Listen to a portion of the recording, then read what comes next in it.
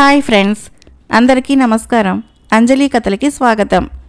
ఈరోజు చందమామ కథ పేరు వ్యర్థమైన వరాలు. రచించిన వారు కోనే నాగవెంకట ఆంజనేయులు గారు. హేలాపురిలో సీతయ్య అనే పేద కుటుంబీకుడు ఉండేవాడు.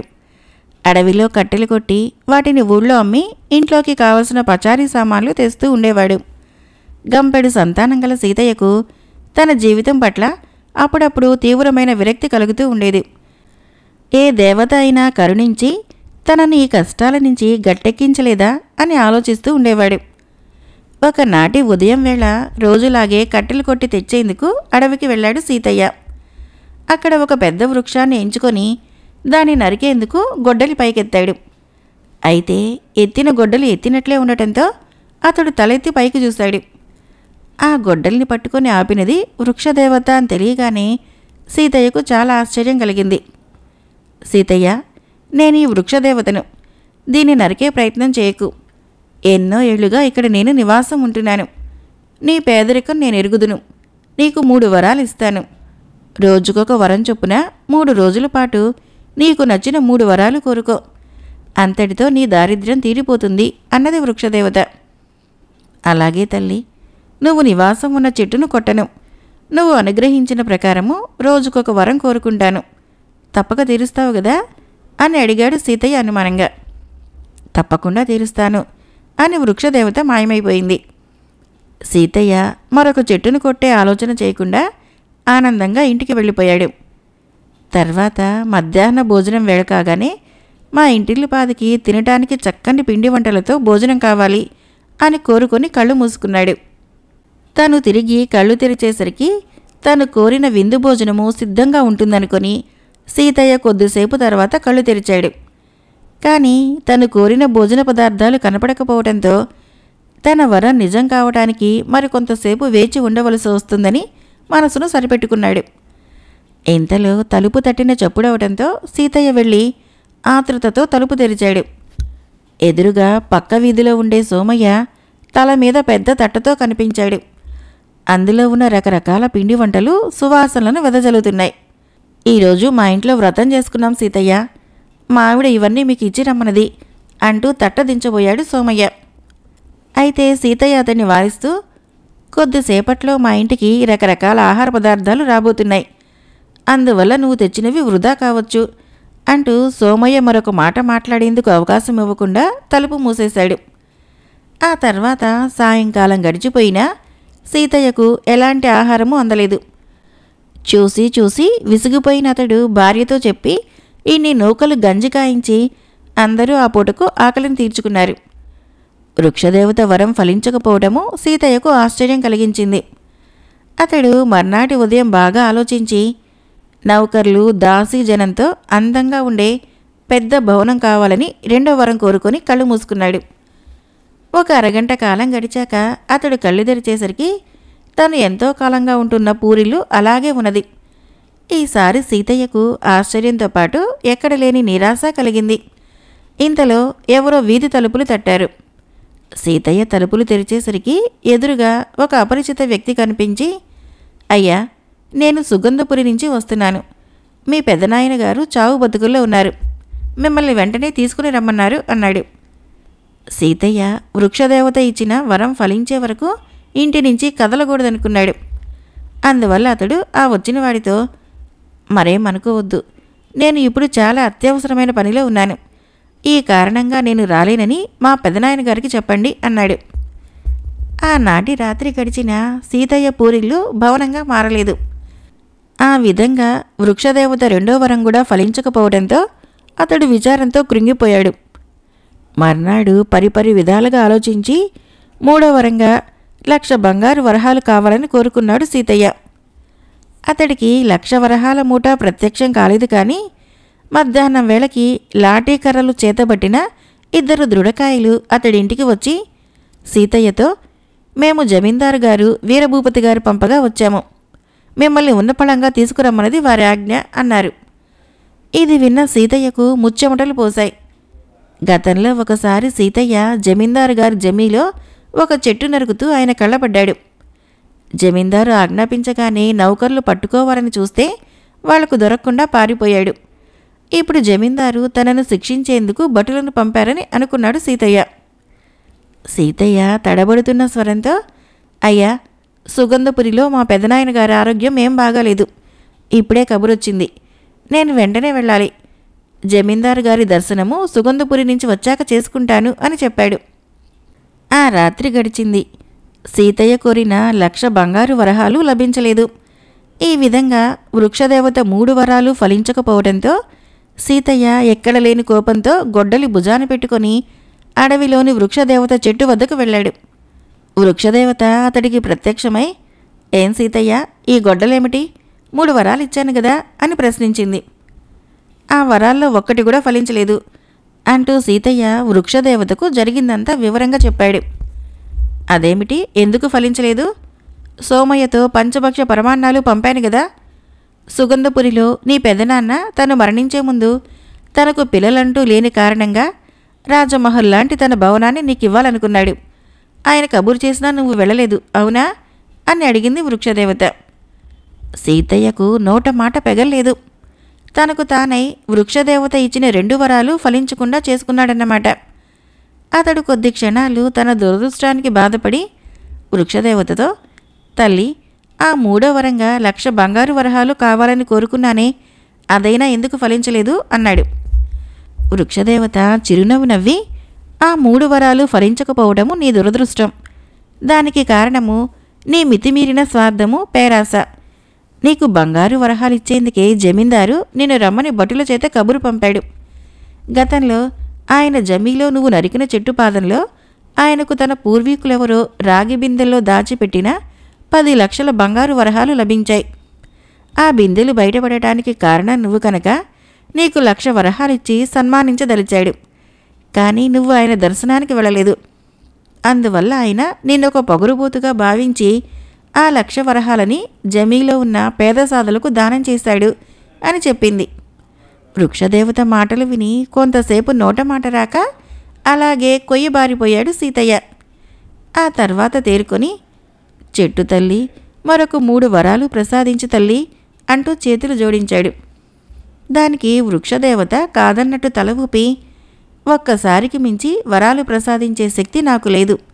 అవివేకము, దురాశ కొద్దీ నేనిచ్చిన వరాలు వ్యర్థం చేసుకున్నావు.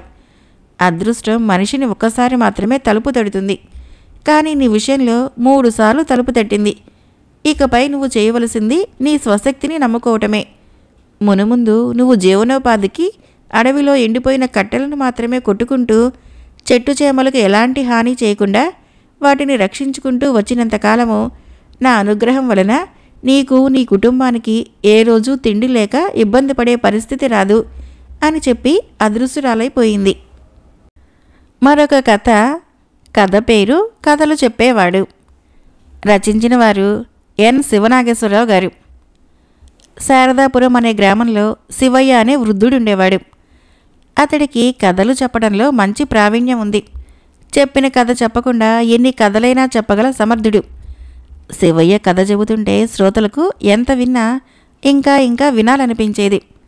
అంతేకాదు, శివయ్య కథ చెప్పడం ఆపగానే అప్పుడే అయిపోయిందా అని కూడా బాధపడేవారు. పిల్లలు తిండి తినకుండా మారాన్ చేసినప్పుడు తల్లులు తమ పిల్లల్ని శివయ్య దగ్గరకు తీసుకువచ్చేవారు. శివయ్య వాళ్ళని మాటలతో బుజ్జగించి కథ చెప్పడం మొదలుపెట్టేవాడు. ఆ మరుక్షణము పిల్లలు శివయ్య కథ వింటూ తల్లి పెట్టింది బుద్ధిగా తినేవారు. ఆయన చెప్పే కథలు పిల్లలకు ఆనందం కలిగించినట్లే పిల్లలకు కథలు చెప్పడం శివయ్యకు మితిలేని ఆనందం కలిగించేది. వేమాపురంలో వెంకట్రాయుడు అనే పెద్ద భూస్వామి ఉండేవాడు. ఆ చుట్టుపక్కల గ్రామాల్లో ఆయనకు సాటి రాగల మరొక భూస్వామి లేడు. ఆయనకు జబ్బు చేసి మంచాన పడ్డాడు. అనారోగ్యంతో ఆయనకు మనశ్శాంతి కరువైంది. ఎక్కడెక్కడి నుంచో వైద్యులు వచ్చారు, ఏవేవో చికిత్సలు చేశారు. వ్యాధి నయం కాలేదు. ఆఖరికి మనసు ప్రశాంతంగా ఉంచుకుంటే జబ్బు తానంతట అదే తగ్గిపోతుందని వైద్యులు సలహా ఇచ్చారు. ఆయన మనసు ప్రశాంతంగా ఉంచుకోవటానికి మంచి సంగీతం విన్నాడు. గ్రామంలో జరిగే పురాణ కాలక్షేపాలు క్రమం తప్పకుండా శ్రద్ధగా విన్నాడు. పట్టుదలతో వివిధ ఆధ్యాత్మిక గ్రంథాలు చదివాడు. అవేమీ ఆయనకు మానసిక ప్రశాంతతని ఇవ్వలేకపోయాయి. ఆ పరిస్థితుల్లో వెంకట్రాయుడు శివయ్య గురించి, అతడి కథల గురించి విన్నాడు. శివయ్యకు కబురు చేసి పిలిపించాడు. ఆయన సమస్య తెలుసుకున్న శివయ్య జాలిపడి ఆయన నివాస భవనంలోనే ఉంటూ వారం రోజుల పాటు ఆయనకు మంచి మంచి కథలు వినిపించాడు. శివయ్య కథలు వెంకట్రాయుడికి ఆనందం కలిగించాయి. క్రమంగా ఆయనకు మనశ్శాంతి కలిగి ఆరోగ్యం కుదుటపడింది. ఆ పరిస్థితుల్లో వెంకట్రాయుడు శివయ్యతో, శివయ్య, నీ కథలు నాకు బాగా నచ్చాయి. నీక ఆ పల్లెటూరులో ఎవరూ లేరు. నీకు ఇక్కడ అన్ని వసతులు సమకూర్చాను కదా, ఇక్కడే ఉండిపోయి నాకు కథలు చెబుతూ ఉండు అన్నాడు. వెంకట్రాయుడు ఆలోచన శివయ్యకు నచ్చింది. భూస్వామి భవనంలో మంచి వసతి, మంచి భోజనం, అంతకు మించి భూస్వామి అంతటి వాడి దగ్గర మంచి ఆదరణ. శివయ్య అక్కడే ఉండేందుకు సంతోషంగా ఒప్పుకున్నాడు. ఇలా శివయ్య కథలు వింటూ వెంకట్రాయుడు ఆనందంతో రోజులు గడుపుతూ ఉండగా అక్కడ శివయ్య స్వగ్రామము శారదాపురంలో అసంతృప్తి రేకెత్తింది. గ్రామస్తులు కూడబలుక్కొని 4 గ్రామ పెద్దల్ని వెంకట్రాయుడి దగ్గరికి పంపించారు. వాళ్ళు వెంకట్రాయుడిని కలుసుకుని కథలు చెప్పే శివయ్య గ్రామంలో లేకపోవడంతో ఆయన కథలు వినటానికి అలవాటు పడిన తమ పిల్లలు ఆయన కోసం నానా గొడవ చేస్తున్నట్లు మనవి చేసుకున్నారు. అయితే వెంకట్రాయుడు వాళ్లతో కాస్త కటువుగా, శివయ్య ఇక్కడ స్థిరపడిపోయాడు, ఏ పరిస్థితుల్లోనూ మీ గ్రామానికి తిరిగిరాడు, ఆయన్ని మర్చిపోండి అని చెప్పి తిప్పి పంపించేశాడు. అలా 2-3 నెలలు గడిచాయి. క్రమంగా శివయ్యలో అసంతృప్తి మొదలైంది. వెంకట్రాయుడికి ఆసక్తికరంగా కథలు చెప్పలేకపోతున్నాడు. శివయ్య కథల్లో జీవం తగ్గటం వెంకట్రాయుడు గమనించాడు. ఒకరోజు శివయ్య ఆయనతో, అయ్యా, మీరు కోపగించుకోరంటే ఒక మనవి అన్నాడు. ఏమిటది అని వెంకట్రాయుడు అడిగాడు. నా మనసేం బాగాలేదు. పక్క గ్రామంలో రామచంద్రుడనే యువకుడున్నాడట. అతడి కథలు చాలా నైపుణ్యంగా చెబుతాడని తెలిసింది. అతడి కథలు విని కొద్ది కాలం పాటు సేద తీరాలని ఉంది అని చెప్పాడు శివయ్య. శివయ్య కోరిన దానికి వెంకట్రాయుడు ఏమాత్రమూ ఆశ్చర్యపడకుండా, అవును శివయ్య అంటూ అతడి భుజం తట్టి, నీ మనసు బాగోకపోవటానికి కారణము నేను గ్రహించాను. నువ్వు సేద తీరటానికి ఆ రామచంద్రుడి కథలు విననవసరం లేదు. వెంటనే బయలుదేరి నీ పల్లెకు వెళ్ళు. ఆ పల్లెలోని చల్లని గాలి, స్వచ్ఛమైన నీరు నిన్ను సేద తీరుస్తాయి. చిన్నపిల్లలకు కథలు చెప్పటంలో నువ్వు తృప్తిని, శాంతిని పొందుతావు అన్నాడు. అది వింటూనే శివయ్య ఉత్సాహంగా, అయ్యా, నా మనసులో ఉన్నది నేను చెప్పలేకపోయినా తమరు సరిగ్గా గ్రహించారు. మా గ్రామ పెద్దలు వచ్చి వెళ్ళినప్పటి నుంచి నాలో ఒక విధమైన అసంతృప్తితో ఏదో పోగొట్టుకున్నానన్న భావం ఏర్పడింది. మా గ్రామంలో ఉన్ననాళ్ళు పిల్లలకు కథలు చెబుతూ కథలు వినేటప్పుడు పిల్లలు పొందే ఆనందాన్ని చూస్తుంటే నాకెంతో తృప్తి, ఉత్సాహమో కలిగాయి. మళ్ళీ వాళ్ళకి ఆనందం కలిగించాలి. మా పల్లెకు బయలుదేరతాను, సెలవిప్పించండి అన్నాడు. ఆ తర్వాత వెంకట్రాయుడు మనసు బాగాలేనప్పుడు తనే శివయ్య గ్రామం వెళ్ళి కథలు చెప్పించుకుని తృప్తి పడేవాడు. మరొక కథ పేరు సన్యాసి పండు.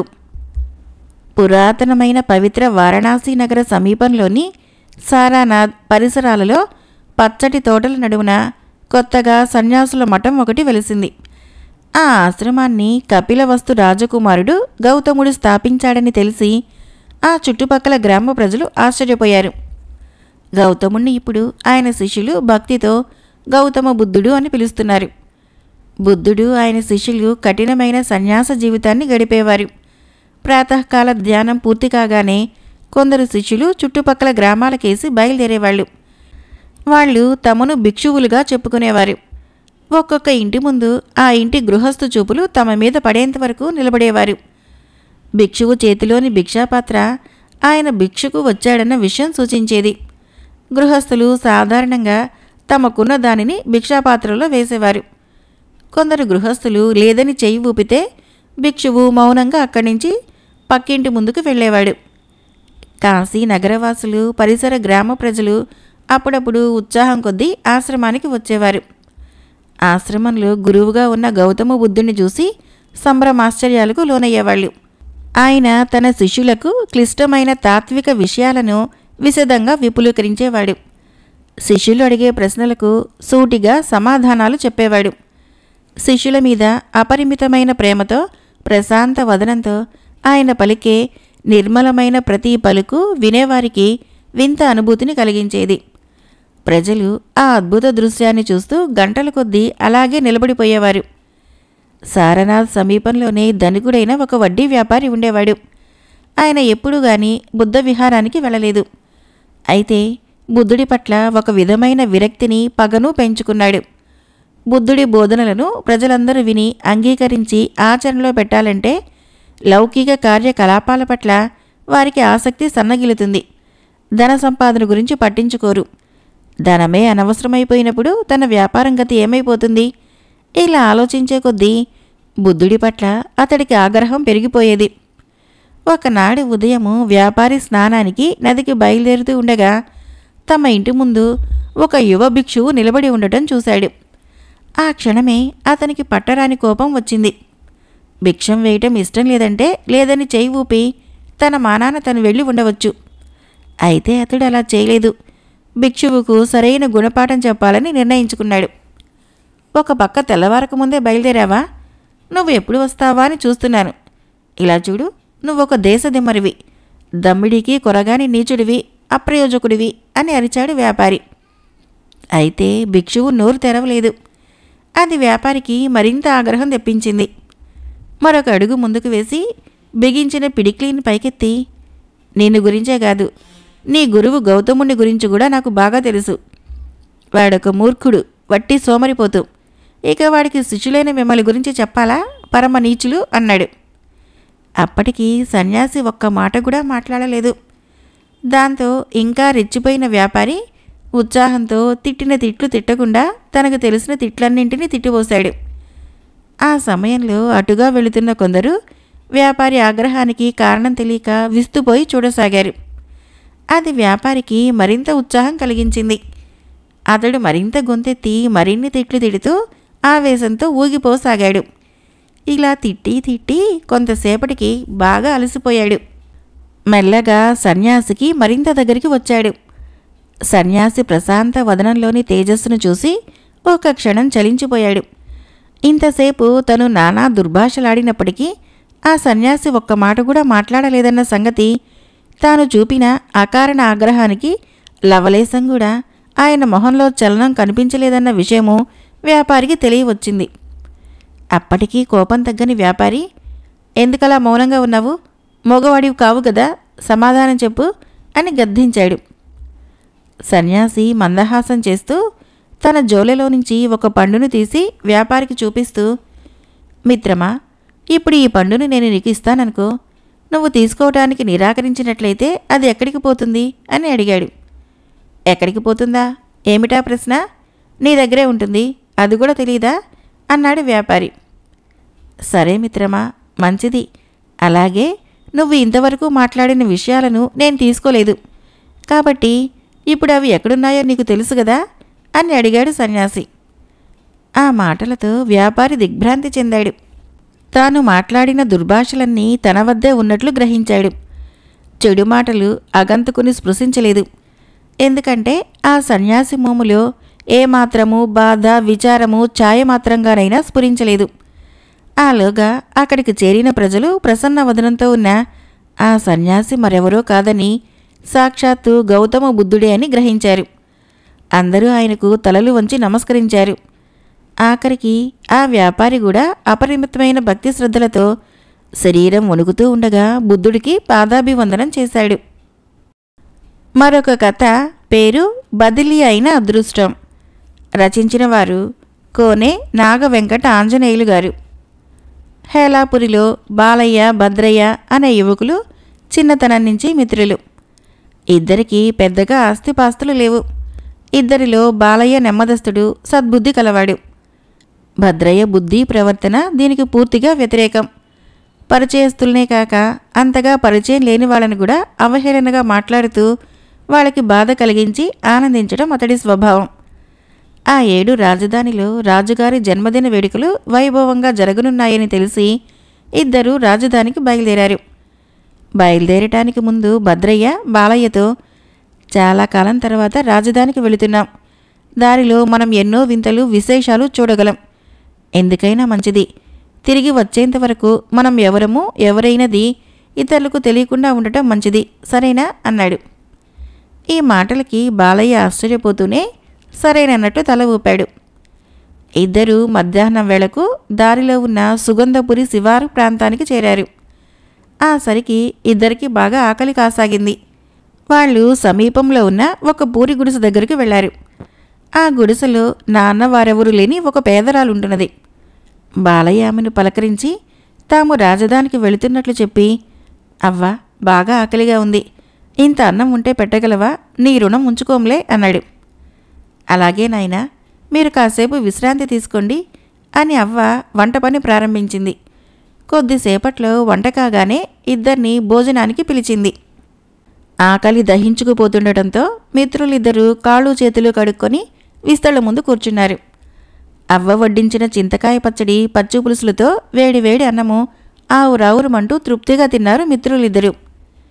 తర్వాత వాళ్ళు అక్కడి నుంచి తిరిగి బయలుదేరుతూ బాలయ్య అవ్వ చేతిలో కొన్ని రాగి మాడలు ఉంచి, కమ్మని భోజనం పెట్టావు అవ్వా, ఏమిచ్చినా నీ రుణం తీర్చలేం, ఈ రాగి మాడలు మాత్రం ఇవ్వగలుగుతున్నాము అన్నాడు చిన్నగా నవ్వుతూ.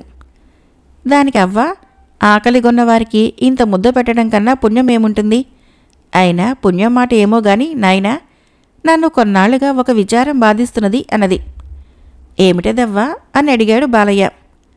ఈ ముసలితనంలో కొన్నాళ్లుగా నడునొప్పితో బాధపడుతున్నాను. డబ్బు ఖర్చు పెట్టి వైద్యం చేయించుకునే తాహతు లేని దాన్ని. చాలామందిని అడుగుతున్నాను. ఈ నొప్పి నయమయ్యే చిట్కా ఏమైనా ఉంటే చెప్పండి అని అడిగింది అవ్వ. ఆ వెంటనే భద్రయ్య ముసలావిడ్ని ఆట పట్టించడానికి మంచి అవకాశం చిక్కిందనుకుంటూ, నీ నడుం నొప్పి నయం చేసే చిట్కా నాకు తెలుసు. అవ్వా, నీ పెరట్లో ఉన్న చింత చెట్టు కొమ్మకు తాడు బిగించి కట్టి దాని కొసను నీ నడుముకు బిగించుకొని 10 సార్లు అటు ఇటు ఊగావంటే నీ నడుము నొప్పి చేత్తో తీసేసినట్లు మాయమైపోతుంది. ఒకవేళ ఆ చిట్కాకు తగ్గపోతే ఆ చెట్టు పక్కనే గొయ్యి తవ్వి అందులో గొంతు వరకు మట్టి కప్పుకొని ఒక 4 గంటల పాటు నిలబడి ఉంటే నొప్పి తగ్గటము 100కి 100 పాళ్ళు ఖాయము అన్నాడు. నువ్వేదో మంచి చిట్కా వైద్యం చెప్పినట్టుంది నాయనా. నడుము నొప్పి తగ్గితే నలుగురికి నీ పేరే చెప్పుకుంటాను. ఇంతకు నీ పేరేమిటి నాయనా అని అడిగింది అవ్వ. భద్రయ్య తడుముకోకుండా బాలయ్య వైపు కుంటిగా చూస్తూ, నా పేరు బాలయ్య, మాది హేలాపురి, గంటాల వారి చెరువు దగ్గరే నా నివాసము అని చెప్పాడు. అమాయకురాలైన ముసలావిణ్ణి భద్రయ్య ఆ విధంగా ఆట పట్టించడము బాలయ్యకు నచ్చలేదు. అయినా ఆమె త్వరలోనే ఈ చిట్కా వైద్యమంతా వేళాకోళమని గ్రహిస్తుందనుకున్నాడు. ఆ తర్వాత మిత్రులిద్దరూ రాజధాని చేరుకొని రంగరంగ వైభవంగా జరిగిన రాజుగారి జన్మదిన వేడుకలు చూసి హేలాపురి తిరిగి వచ్చేశారు. 10 ఏళ్ల కాలం ఇట్టే గడిచిపోయింది. ఒకనాడు బాలయ్య భద్రయ్యలు ఊరి రచ్చబండి దగ్గర కబుర్లాడుకుంటూ ఉండగా ఒక కొత్త వ్యక్తి అక్కడికి వచ్చి, ఈ ఊళ్ళో బాలయ్య అనే ఆయన ఇల్లెక్కడో మీకు తెలుసా అని అడిగాడు. నేనే బాలయ్యను, మీరెవరు, సంగతేమిటి అని అడిగాడు బాలయ్య. ఆ వ్యక్తి సుగంధపురి నుంచి వచ్చాడు. సుగంధపురి శివార్లలో ఉండే ఒక ముసలావిడ చనిపోతూ తన ఆస్తి మొత్తము 20,000 వరహాలు, డాబా ఇల్లు, 10 ఎకరాల పొలము హేలాపురి గంటలవారి చెరువుకు దగ్గరగా ఉండే బాలయ్యకు చెందేలా పత్రం రాయించింది. ఆస్తిని స్వాధీనం చేసుకోవడానికి వెంటనే బయలుదేరి రమ్మని సుగంధపురి గ్రామాధికారి బాలయ్యకు పంపించిన వర్తమానంతో ఆ వ్యక్తి వచ్చాడు. ఇది విని బాలయ్య భద్రయ్యలు ఆశ్చర్యపోయారు. ఆ ముసలావిడ ఎవరో వాళ్ళకి వెంటనే గుర్తుకు వచ్చింది. ఆ పేదరాలికి ఇంత ఆస్తిపాస్తులు ఎలా వచ్చాయో వాళ్ళకు అర్థం కాలేదు. వాళ్ళ మరుక్షణము బయలుదేరి సుగంధపురి గ్రామాధికారిని కలిసిన తర్వాత జరిగిందేమిటో తెలియవచ్చింది. భద్రయ్య ఇచ్చిన ఆకతాయి చిట్కా వైద్యం మేరకు ముసలావిడ తన నడుము నొప్పి నయం చేసుకునేందుకు చింత చెట్టు కొమ్మకు తాడు కట్టి 2వ కసును నడుముకు కట్టుకొని ఊగింది. ఆ సమయంలో ఎండిన చెట్టు కొమ్మ విరిగి పక్కన ఉన్న తొర్రలో నుంచి ఆమె పూర్వీకులెవరో పెద్ద చెంబులో దాచిపెట్టిన వరహాలు బయటపడ్డాయి. చింతకొమ్మ చిట్కా నడుము నొప్పి కుదర్చకపోవడంతో భద్రయ్య చెప్పిన 2వ చిట్కా ప్రకారము ఆమె గొయ్యి తవ్వుతూ ఉండగా అందులో ఒక రాగి బిందె నిండా బంగారు వరహాలతో బయటపడింది. ఈ విధంగా ముసలావిడ దారిద్ర్యం తీరిపోవడంతో సమర్థుడైన వైద్యుడితో వైద్యం చేయించుకొని నడుము నొప్పి నుంచి బయటపడి చక్కని ఇల్లు, పొలాలు కొనుక్కొని పనివాళ్ళని పెట్టుకొని కొంతకాలం సుఖపడి ఈ మధ్యనే చనిపోయింది. ఆమెకు వారసులంటూ ఎవరూ లేకపోవడంతో ఇంత సంపదకు కారకుడైన హేలాపురికి చెందిన బాలయ్యకు తన ఆస్తి చెందాలంటూ పత్రం రాయించింది. భద్రయ్య ముసలావిణ్ణి ఆట పట్టించడానికి చేసిన ఆకతాయి పనిలో భాగంగా అతడు తన పేరు బాలయ్య అంటూ చెప్పడంతో ఇప్పుడు అదృష్టము బాలయ్యను వరించింది. భద్రయ్య కారణంగా ఇంత ఆస్తి తనకు చెందటము న్యాయం కాదనిపించింది బాలయ్యకు. అతడు ఆ సంగతి గ్రామాధికారికి చెప్పి ఆస్తిని భద్రయ్య పరం చేయమన్నాడు. ఇందుకు గ్రామాధికారి ఒప్పుకోక, చనిపోయే ముందు వ్యక్తులు రాసిన ఇలాంటి పత్రాలని మార్చటము ఎవరి తరమూ కాదు అంటూ అవ్వ ఆస్తిపాస్తులను బాలయ్య పరం చేశాడు. ఈ జరుగుతున్నదంతా దిగాలుపడి చూస్తున్న భద్రయ్యతో బాలయ్య, దిగులు పడకు భద్రం, నీ ఆకతాయి చేష్టల కారణంగా మేలు కీడు రెండూ జరిగినాయి. ఆఖరి రోజుల్లో అవ్వ అంతో ఇంతో సుఖపడింది. మనకు మాత్రం ఇది బదిలీ అయిన అదృష్టం.